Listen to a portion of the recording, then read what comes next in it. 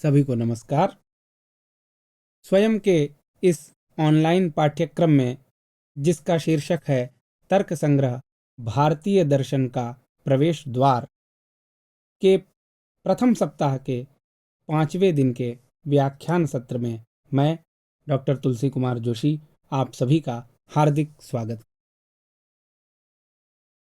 आज के इस व्याख्यान सत्र में हम दो पदार्थों से परिचय प्राप्त करेंगे,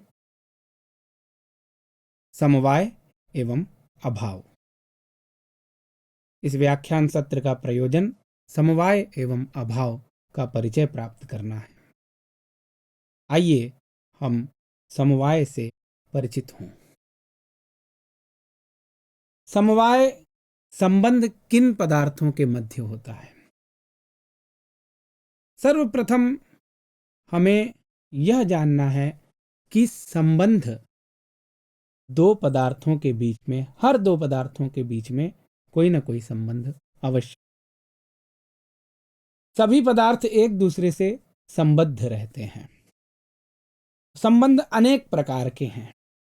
इन अनेक प्रकार के संबंधों में एक संबंध है समवाय। जैसे अनेक संबंध होते हैं, इसके उदाहरण के लिए यदि मैं इस प्रकार कहूं कि ये मेरा जो हाथ है, इस हाथ के साथ इस हाथ का संबंध है। ये दोनों हाथ एक दूसरे से संबद्ध है और इन दोनों हाथों के बीच में एक संबंध है। इस संबंध को हम कहते हैं संयोग, संयोग संबंध। इसी प्रकार से अन्य संबंध भी होते हैं। अनेक प्रकार के संबंध है। कालिक संबंध है, स्वरूप संबंध है एवं अन्य संबंध भी। ज्ञानीय विषयता संबंध है, प्रतियोगिता संबंध है, अनियोगिता संबंध है। अनेक प्रकार के संबंधों को हम दर्शनों में देखते हैं जो पदार्थों के बीच, दो पदार्थों के बीच होते हैं। तो इन्हीं संबंधों में एक संबंध है जिस संबंध का नाम है समवाय। यह एक विशेष संबंध है। इस संबंध का लक्षण करते हुए ग्रंथकारों ने कहा है नित्यत्वे सति संबंधत्वम, अर्थात जो संबंध नित्य होता है उस नित्य संबंध को समवाय कहते हैं। जितने भी अन्य संबंध हैं वे सभी संबंध अनित्य है। जैसे उदाहरण के लिए संयोग संबंध। संयोग जैसे कि मेरे इन दो हाथों के मध्य जो संबंध है वह संयोग संबंध है। यह संयोग संबंध अनित्य है। क्यों? क्योंकि जब इन दोनों हाथों में क्रिया हुई या इन दोनों हाथों में दोनों हाथों में से किसी एक हाथ में क्रिया हुई तो उस क्रिया के कारण दूसरे हाथ से इसका संयोग हुआ। तो संयोग ये उत्पन्न हुआ। जब तक ये क्रिया नहीं हुई थी तब तक यह संयोग नहीं उत्पन्न हुआ था। और यदि संयोग को नष्ट करने की क्रिया यदि उत्पन्न हो जाए तो मेरे दोनों हाथों का विभाग हो जाएगा। तो ये विभाग से फिर संयोग उसका नष्ट हो। तो ये जो संयोग इन दोनों हाथों के बीच में है यह संयोग उत्पन्न भी होता है और नष्ट भी होता है। इसलिए यह एक अनित्य संबंध है। किंतु समवाय एक ऐसा संबंध है जो न तो उत्पन्न होता है और न ही नष्ट होता है। इसलिए इसे नित्य संबंध कहते हैं। जैसा कि पिछले व्याख्यान में भी मैंने आपसे चर्चा की थी कि पदार्थ अनेक प्रकार के होते हैं।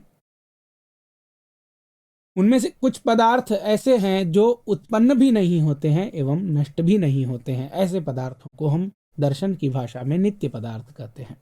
इन्हीं पदार्थों में एक पदार्थ है समवाय जो न तो उत्पन्न होता है और न ही नष्ट होता है। यह एक संबंध है। तो इस प्रकार से नित्य संबंध को समवाय न्याय कहा जाता है। अब प्रश्न यह उठता है, यह समवाय नामक जो संबंध है यह संबंध किन दो पदार्थों के बीच में होता है, किन दो संबंधियों के बीच में यह संबंध होता है? यह जिज्ञासा यहाँ उत्पन्न होती है। ऐसी जिज्ञासा उत्पन्न होने पर शास्त्रकारों का यह निर्णय है कि समवाय नामक संबंध अयुत सिद्धों के मध्य होता है। ऐसे पदार्थों के मध्य होता है जिन पदार्थों को अयुत सिद्ध पदार्थ कहते हैं। अयुत सिद्ध एक टेक्निकल टर्म है, एक पारिभाषिक शब्द है। कुछ ऐसे पदार्थ होते हैं जो अयुत सिद्ध होते हैं। उन अयुत सिद्ध पदार्थों के मध्य समवाय नामक संबंध होता है, जो कि एक नित्य संबंध है। और समवाय एक ही होता है, समवाय अनेक नहीं होता है। इसके विषय में मैं आगे के व्याख्यानों में भी चर्चा अवश्य करूंगा, किंतु समवाय किन दो संबंधियों के मध्य होता है इसको जानना बड़ा आवश्यक है। न्याय दर्शन को समझने के लिए कुछ पदार्थों का अच्छी प्रकार से ज्ञान होना अत्यंत आवश्यक है, जैसे सामान्य है, विशेष है, समवाय है, अभाव है। इन पदार्थों के अच्छे प्रकार के ज्ञान के बिना दर्शन की भाषा समझ में नहीं आती है। तो आइए हम जानते हैं कि कैसे दो पदार्थों के बीच यह समवाय संबंध होता है। जैसा कि मैं पहले बता चुका हूं कि अयुत सिद्ध पदार्थों के मध्य यह समवाय संबंध होता है। अब हम जानते हैं कि यह अयुत सिद्ध किसे कहते हैं।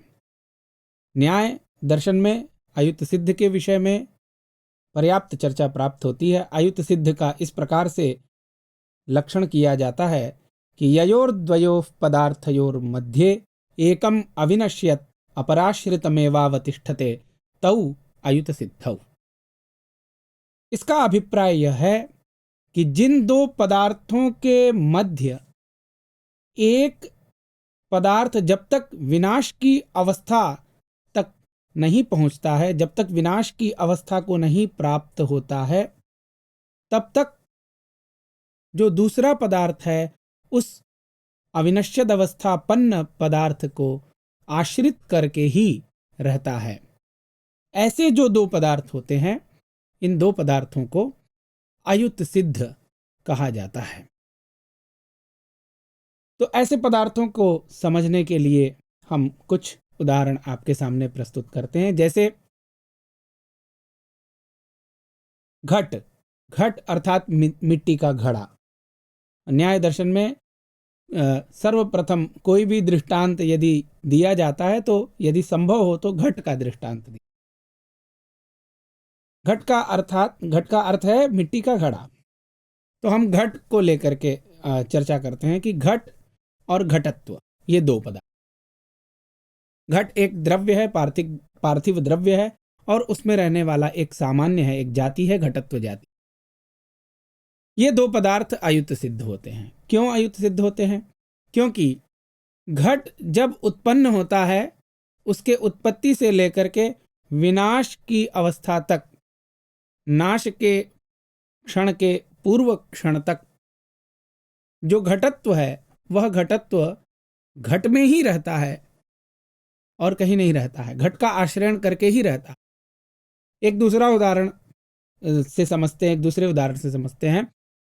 किसी भी द्रव्य में जो कलर होता है, रूप होता है, वो भी अयुत सिद्ध होता है। वो द्रव्य और उसका रूप अयुत सिद्ध होता है। जैसे घट के ही लिए, जब तक घट है तब तक उसमें कोई ना कोई कलर भी रहता है, और जब घट पूरी तरह से नष्ट हो जाए तो वो कलर भी फिर नहीं रहता है, उस कलर की भी प्रतीति नहीं होती है। लेकिन जब तक कलर रहता है, रूप रहता है, तब तक वह घट पर ही आश्रित होकर के रहता है।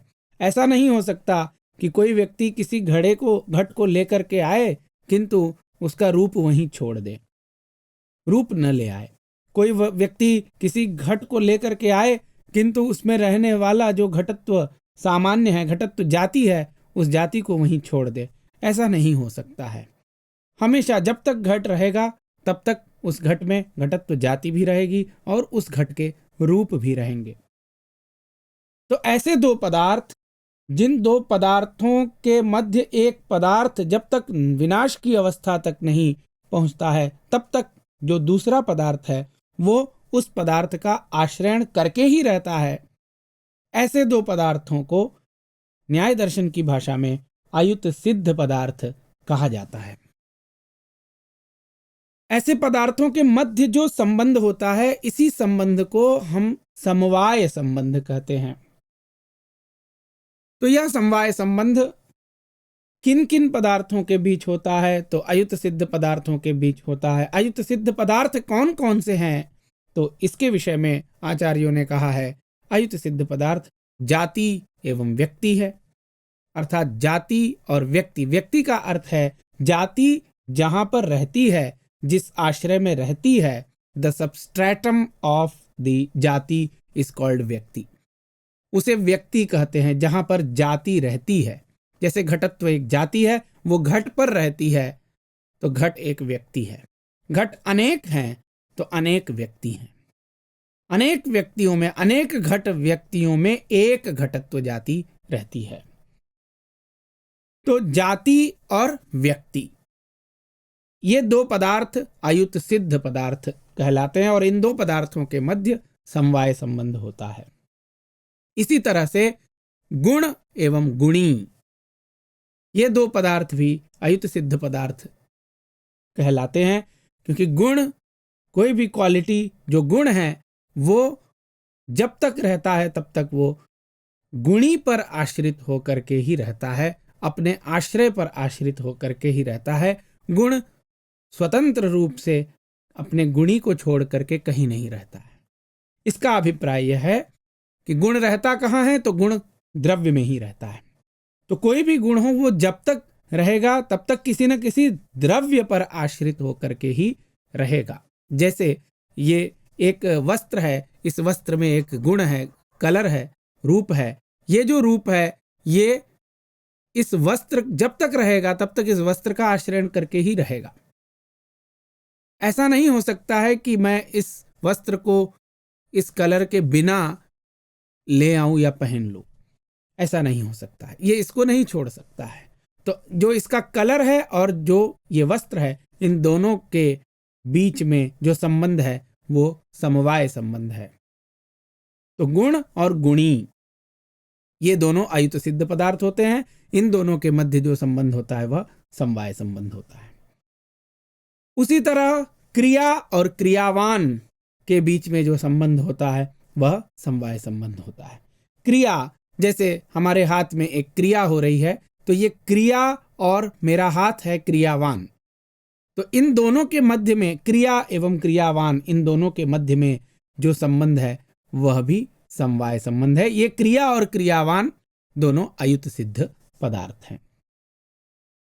इसी तरह अवयव और अवयवी, इन दोनों के मध्य में भी समवाय संबंध होता है। अवयव, जैसे मेरा जो यह शरीर है, इस शरीर के अवयव, मेरे दोनों हाथ, मेरे दोनों पैर एवं अन्य अवयव इस शरीर में विद्यमान है। अब ये अवयव इस शरीर पर आश्रित होकर के ही रहते हैं। अवयव और अवयवी, इन दोनों के बीच में जो संबंध है वह समवाय संबंध है। अवयव और अवयवी, मेरा शरीर है, अवयव मेरे हस्त है, हस्तपाद आदि मेरे अवयव हैं, शरीर के अवयव हैं, और शरीर अवयवी है। अवयव और अवयवी ये दोनों अयुत सिद्ध पदार्थ कहे जाते हैं, और इन दोनों के मध्य में जो संबंध है वह भी समवाय संबंध कहलाता है। आगे अंतिम जो उदाहरण है वो है विशेष और नित्य द्रव्य का। जैसा कि हम पिछले व्याख्यान में जान चुके हैं कि विशेष जो होता है वह नित्य पदार्थों में रहता है, परमाणुओं में रहता है, आकाश, काल, दिक्, आत्मा एवं मन में रहता है। तो इन नित्य पदार्थों, इन नित्य द्रव्यों के साथ जो विशेष का संबंध है वह भी समवाय संबंध ही है। तो इस प्रकार से नित्य पदार्थ एवं विशेष, ये दोनों भी, नित्य द्रव्य और विशेष, ये दोनों भी अयुत सिद्ध पदार्थ हैं, और अयुत सिद्धों के मध्य समवाय संबंध होता है। तो इस प्रकार से जाति, व्यक्ति, इन दोनों के बीच में समवाय संबंध होता है। गुण, गुणी, इन दोनों के बीच में समवाय संबंध होता है। क्रिया, क्रियावान, इन दोनों के मध्य में समवाय संबंध होता है। अवयव, अवयवी, इन दोनों के मध्य में भी समवाय संबंध होता है। एवं नित्य द्रव्य एवं विशेष, इन दोनों पदार्थों के मध्य में भी समवाय संबंध होता है। तो इस प्रकार से 5 प्रकार के जो अयुत सिद्ध है, इनको अवश्य हमेशा ध्यान में रखना आवश्यक है कि क्योंकि इनके बीच का ही जो संबंध है वह समवाय संबंध है। अब हम कुछ उदाहरणों के माध्यम से आगे यह और स्पष्ट करने का प्रयास करेंगे कि किन के मध्य में समवाय संबंध है। तो यहां पर आप इस चित्र में देख सकते हैं, एक घट है, वह है घट व्यक्ति। एक घट है तो उसको हम घट व्यक्ति कहेंगे, और उस घट व्यक्ति में जो जाति है वह है घटत्व जाति। तो जाति और व्यक्ति और मध्य, इन दोनों के बीच में एक तीर बना हुआ है, उस तीर में लिखा हुआ है समवाय संबंध। तो जाति व्यक्ति में समवाय संबंध से रहती है, घटत्व घट में समवाय संबंध से रहता है, घटत्व घट का समवाय संबंध से संबंधी है। तो जाति और व्यक्ति में समवाय संबंध होता है। इसको समझने के लिए इस चित्र को दिखाया गया। इसके बाद गुण और गुणी के मध्य भी समवाय संबंध होता है। तो गुण, जैसे यह घट है और इस घट में एक गुण है, वो है लाल, हल्का लाल रंग का ये घट है, तो रक्तत्व गुण है इसमें, रक्तत्व अर्थात लाल रंग। तो ये जो लाल रंग इस घट में है, इस गुणी में है, गुणी यह घट है और गुण उसमें, गुणी उसको कहते हैं जिसमें गुण रहता है। तो यह रक्तत्व अर्थात लाल रंग जो है वह उस घट में रह रहा है, इसलिए घट को गुणी कहेंगे। तो इस रक्तत्व गुण एवं गुणी जो घट है, इन दोनों के मध्य भी जो संबंध है वह है समवाय संबंध, क्योंकि गुण और गुणी ये दोनों अयुत सिद्ध पदार्थ हैं, जाति और व्यक्ति ये दोनों अयुत सिद्ध पदार्थ हैं। तो इन दोनों के मध्य में जो संबंध होता है वह समवाय संबंध ही होता है। इसके बाद कुछ अन्य उदाहरणों में, जैसे क्रिया और क्रियावान, इसका उदाहरण आप देख सकते हैं। एक बालक का चित्र बना हुआ है, वह बालक कुछ व्यायाम कर रहा है, शरीर में कुछ उसकी क्रियाएं हो रही हैं। तो वो जो क्रिया है और वह बालक क्रियावान है, जो व्यायाम कर रहा है वह है क्रियावान, वो एक द्रव्य है। तो उसमें जो क्रिया हो रही है वो क्रिया और क्रियावान, इन दोनों, ये दो पदार्थ भी अयुत सिद्ध पदार्थ हैं। इसलिए क्रिया और क्रियावान के मध्य जो संबंध है वह संबंध भी समवाय संबंध होता है। इसी तरह आप अगले चित्र में देख सकते हैं, एक वृक्ष बना हुआ है नीचे, और ऊपर कुछ पत्तियां, उसकी शाखाएं हैं। तो वो शाखा उस वृक्ष का अवयव है, बिना शाखा के वृक्ष नहीं हो सकता है। तो वृक्ष के अवयव है ये शाखाएं। तो अवयव और वृक्ष अवयवी है। वृक्ष में जो कुछ भी हमें प्राप्त होता है, प्रायः वो जैसे शाखाएं हैं और लकड़ियां हैं, तो वो सभी उसके अवयव हैं और वह वृक्ष अवयवी है। तो अवयव और अवयवी, इन दोनों के मध्य भी समवाय संबंध होता है, क्योंकि अवयव एवं अवयवी ये दोनों भी अयुत सिद्ध पदार्थ होते हैं। तो इस चित्र के माध्यम से आप समझ सकते हैं। अगले चित्र में मैंने परमाणु एवं विशेष, नित्य द्रव्य एवं विशेष के उदाहरण के द्वारा यह समझाने का प्रयास किया है कि नित्य द्रव्य और विशेष में भी समवाय संबंध होता है। अब परमाणु शब्द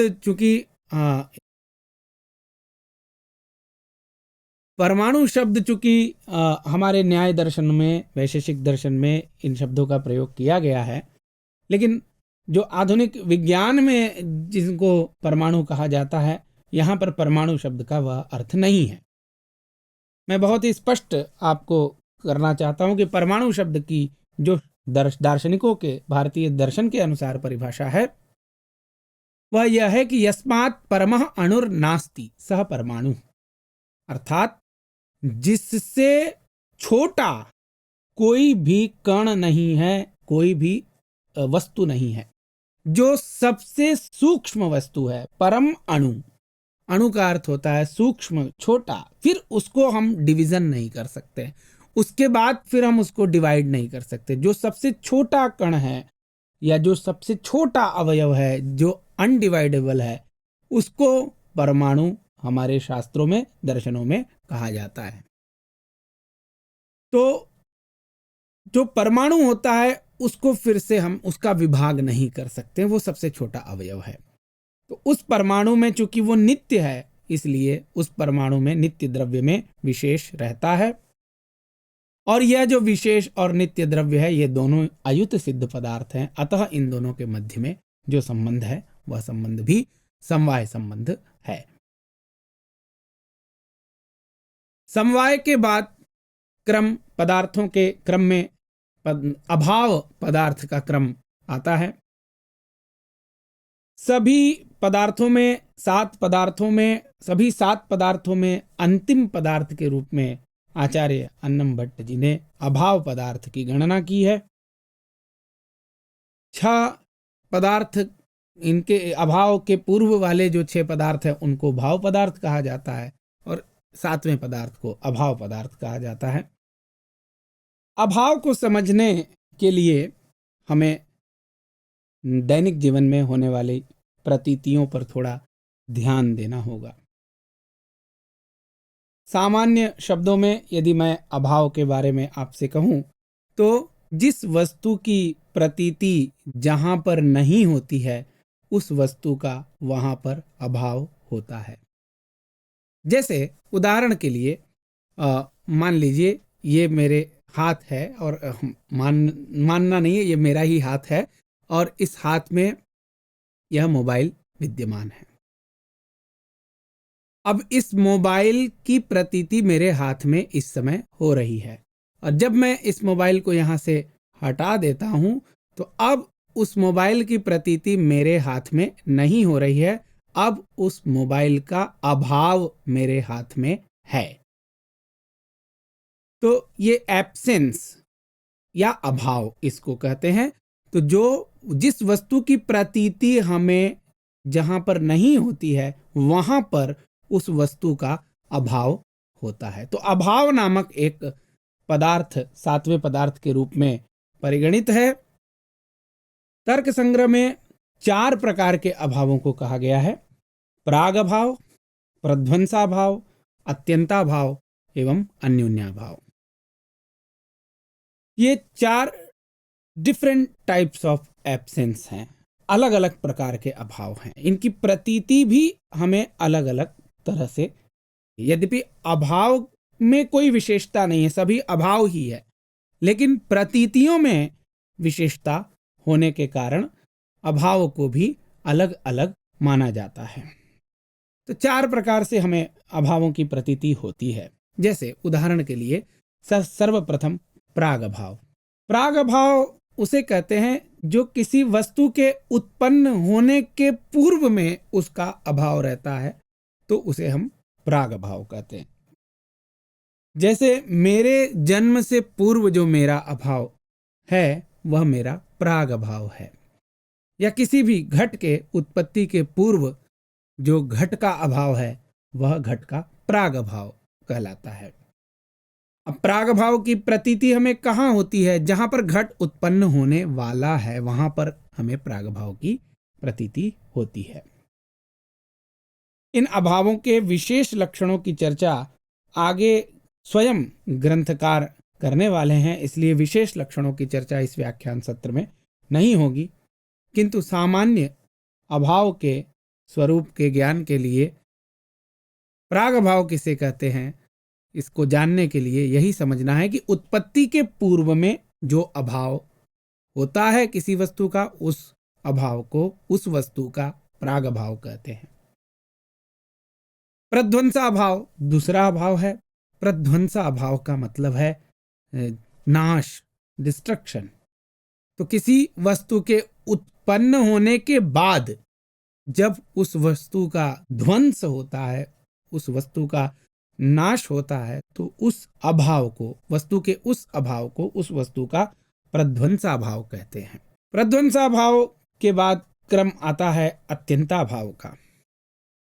अत्यंताभाव एक ऐसा अभाव है जो नित्य होता है, जो वस्तु के स्थिति काल में भी होता है।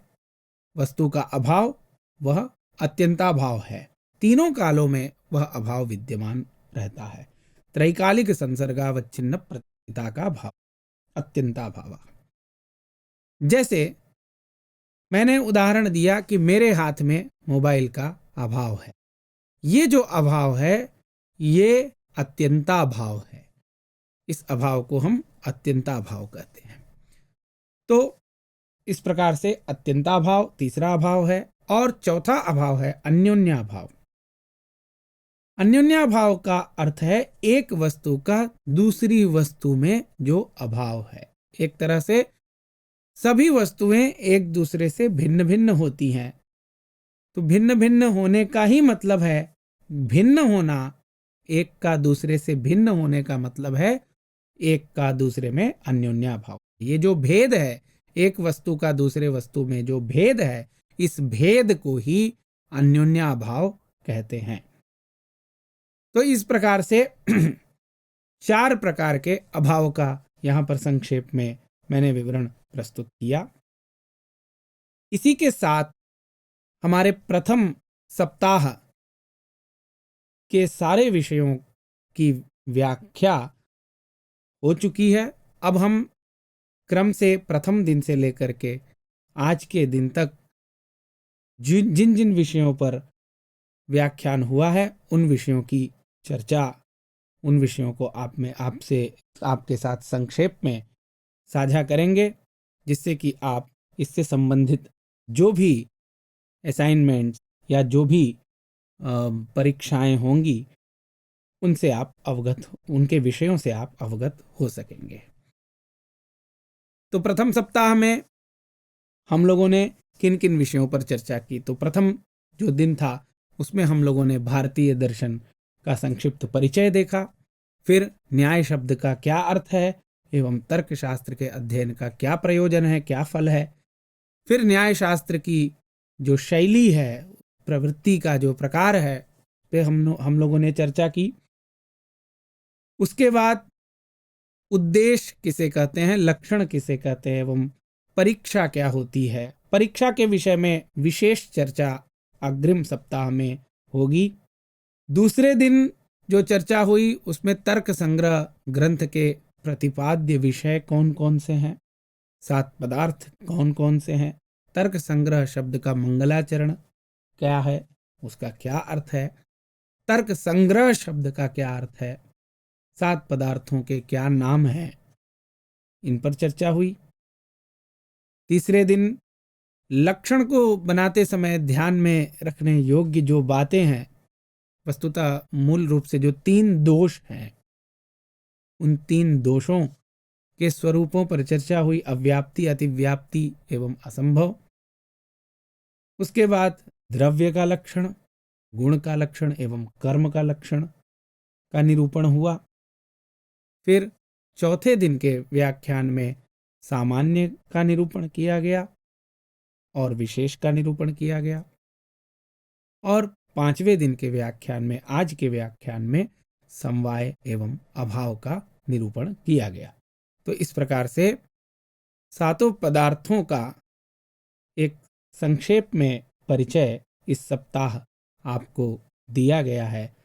यद्यपि अनेक गंभीर दार्शनिक विचार इन सभी विचारों से संबद्ध है, फिर भी संक्षेप में आपको इन पदार्थों का परिचय कराया गया। तो इस प्रकार से आज का जो व्याख्यान सत्र है वो यहीं पर समाप्त होता है। धन्यवाद।